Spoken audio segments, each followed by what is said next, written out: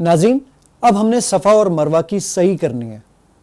सफ़ा और मरवा ये दोनों पहाड़ियाँ हैं, इनके दरमियान 7 चक्कर लगाने को सही कहा जाता है।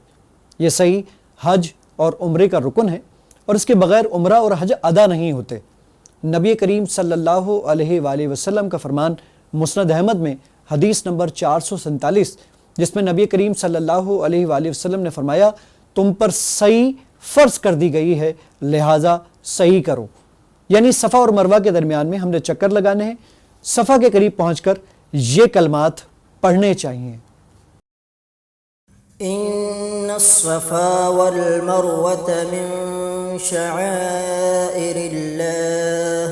फमन हज्जल बैत अव अतमर फला जुनाह अलैहि अन यत्तव्वफ़ बिहिमा वमन ततव्वअ खैरन फ़इन्नल्लाह शाकिरुन अलीम।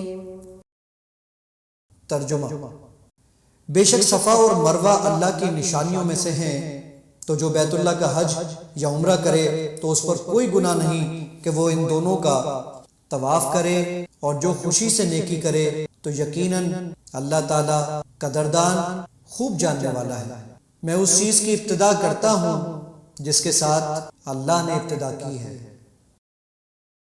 नाज़रीन, अब हम सही करेंगे और सफ़ा से अपने सफ़र का आगाज़ करेंगे और सफ़ा से मरवा तक जाएंगे, फिर मरवा से सफ़ा तक जाएंगे, फिर सफ़ा से मरवा। इस तरह हम अपने 7 चक्कर पूरे करेंगे। सफ़ा से मरवा 1 चक्कर काउंट होता है और मरवा से सफ़ा दूसरा चक्कर काउंट होता है।